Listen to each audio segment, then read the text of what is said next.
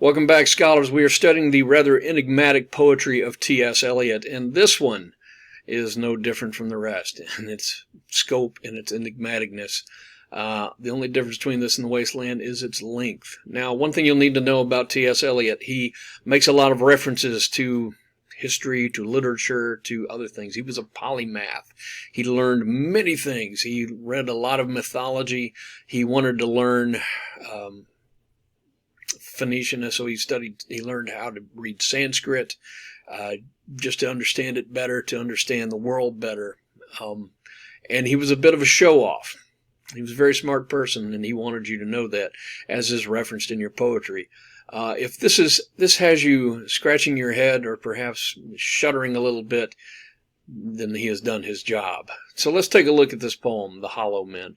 And keep in mind, this is set in the years just following World War I, the time when the Lost Generation poets were writing, the Lost Generation writers were writing, rather, and when the entire generation of the flower of British youth had been snuffed out by this terrible conflict. Okay, so keep these things in mind. Bear this in mind as we're reading along with The Hollow Men. We are the hollow men, we are the stuffed men, leaning together, headpiece filled with straw. Alas, our dried voices when we whisper together are meaningless as wind and dry grass, or rats' feet over broken glass in our dry cellar. Shape without form, shade without color, paralyzed force, gesture without motion. Those who have crossed over with direct eyes to death's other kingdom remember us, if at all, not as lost violent souls, but only hollow men, only stuffed men. Eyes I dare not meet in dreams in death's dream kingdom, these do not appear. There the eyes are, sunlight on a broken column. There is a tree swinging, and voices are, and the winds singing, more distant and more solemn than fading star. Let me be no nearer in death's dream kingdom. Let me also wear such deliberate disguises, rat's coat, crow skin, crossed staves in a field, behaving as the wind behaves, no nearer, not that final meeting in the twilight kingdom. This is the dead land, this is the cactus land. Here stone images are raised, here they receive the supplication of a dead man's hand under the twinkle of a fading star. Is it like this in death's other kingdom? Walking alone, at the hour when we are, trembling with tenderness, lips that would kiss form prayers to broken stone. The eyes are not here. There are no eyes here in this valley of dying stars, in this hollow valley, this broken jaw of our lost kingdoms. In this last of meeting places, we grope together and avoid speech, gathered on this beach of the tumid river, sightless, unless the eyes reappear, as the perpetual star, multifoliate rose of death's twilight kingdom, the only hope of empty men. Stanza 5. Here we go round the prickly pear, the prickly pear, the prickly pear. Here we go round the prickly pear at 5 o'clock in the morning. Between the idea and the reality, between the motion and the act, falls the shadow, for thine is the kingdom. Between the conception and the creation, between the emotion and the response, falls the shadow. Life is very long. Between the desire and the spasm, between the potency and the existence, between the essence and the descent, falls the shadow, for thine is the kingdom.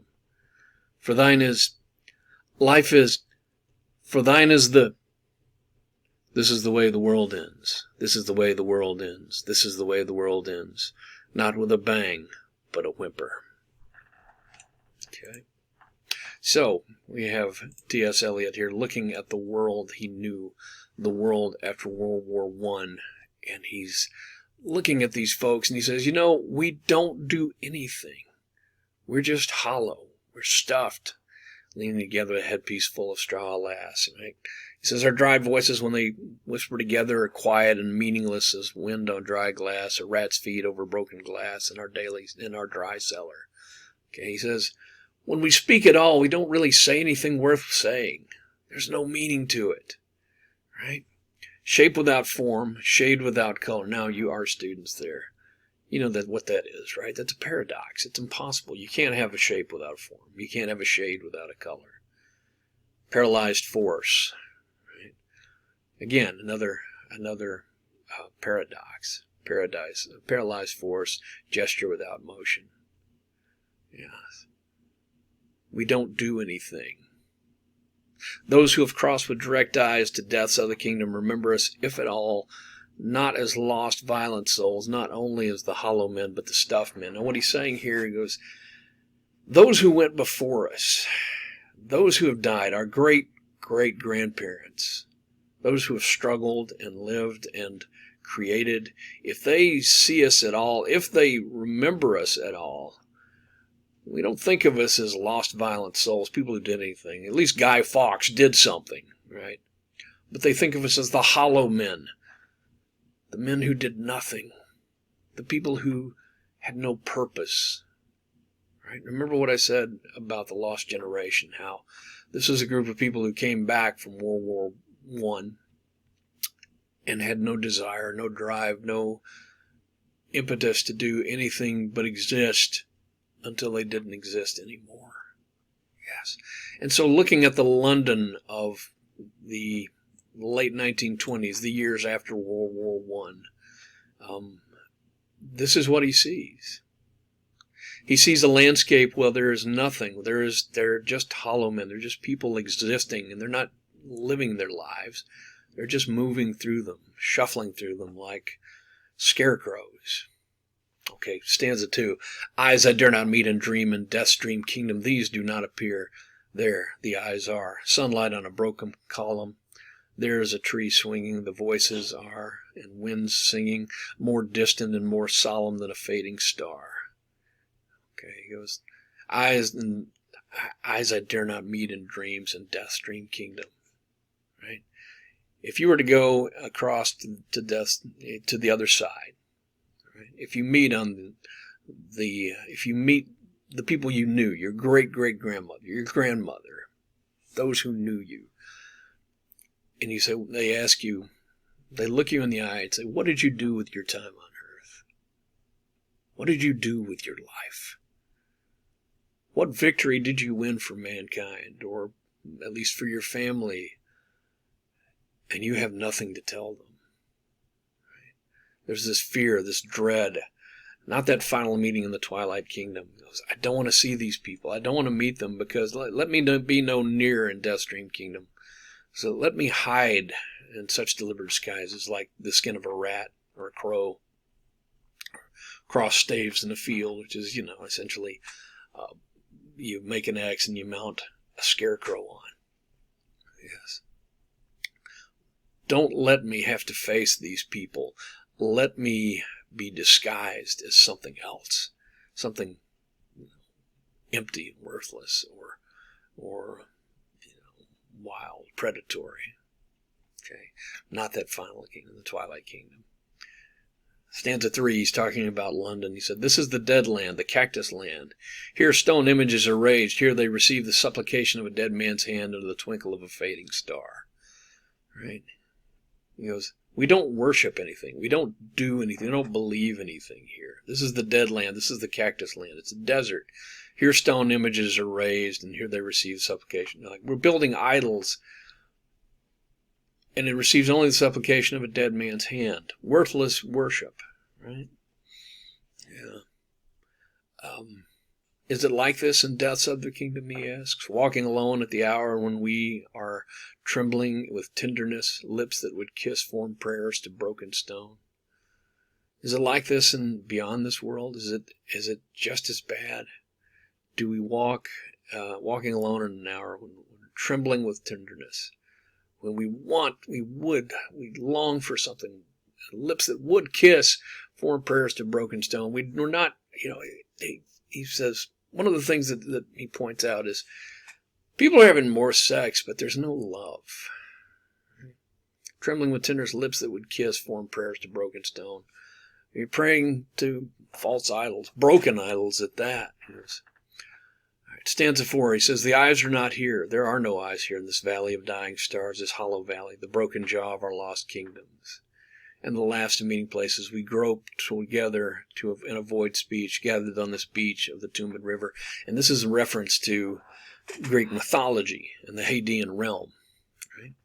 So in Greek mythology and in other traditions too, when you die, you wake up immediately on the other side, usually the shore on death to the afterlife, and you're naked. And you group together with all these people who have died with you and maybe died before you, and you're all heading in the same direction, shoulder to shoulder, just kind of walking toward your final reward or punishment. Yeah. And you don't talk. You don't wish to speak. You don't want to do anything. Yeah. You avoid speech. You're gathered together because it's crowded. There's so many of you. Okay, so sightless unless the eyes reappears, the perpetual star, the multifoliate rose of death's twilight kingdom, the only hope of empty men. Right? He goes, unless there is some form of salvation, unless salvation comes, unless a Savior comes, the only hope of empty men. This is what we have. All right. Stanza 5 here. No, this is a mockery, a pantomime, or a satire of a children's song. You know, like here we go around the mulberry bush, the mulberry bush, the mulberry bush. And instead here, because it's the desert land, it's the prickly pear. It's the cactus. Here we go around the prickly pear at 5 o'clock in the morning. Between the idea and the reality, between the motion and the act falls the shadow. Right? Between what we plan to do and what we actually do. Between the action, between the move and what we actually do, falls the shadow. It's the doubt, the thing that interferes. And now here we have a broken, the hollow men are calling out, trying to remember something. For thine is the kingdom, the power, the glory is the saving. For thine is the kingdom, but they can't complete it. Between the conception and the creation, between the emotion and the response, falls the shadow. Again, the shadow interferes between what we want and what we achieve. Right? Because we don't do anything, because between conception and creation, there's the shadow. Between the emotion and the response falls the shadow, and the shadow is what keeps us from doing anything. Life is very long, still trying to remember. Between the desire and the spasm, between the potency and the existence, between the essence and the descent, falls the shadow. He's talking about sex here, between the desire and the spasm, between the potency and the existence, between the essence and the descent falls the shadow. Yeah. For thine is the kingdom, again, trying to reach out. For thine is, life is, for thine is and finally he says, this is the way the world ends, this is the way the world ends, this is the way the world ends, not with a bang, but a whimper. What he's saying in this last stanza here is, we don't do anything. We have no energy. We have no drive, no desire. And so when the end comes, we won't destroy ourselves. We won't blow ourselves off the face of the earth. The world won't end in a huge fiery cataclysm, but more of a, because we lack the drive. We're hollow. Yeah. On the surface, this sounds like a very depressing poem, does it not? Yes. He says, look, we don't do anything. The world I know is just full of hollow men, people wandering around, not making anything of their lives. But ultimately, what actually is the case is this is a warning. He's not saying this is the way it has to be. He's saying this is the way it is. And if we don't change our ways, and if we don't wake up, come out of this, when the comes time to meet those we knew in life, we won't want to look them in the eye. There's still time to get out. All right. So that's it for this video. I hope you have enjoyed, or at least shuddered and taken some warning from T.S. Eliot's The Hollow Man. I'll see you in the next video.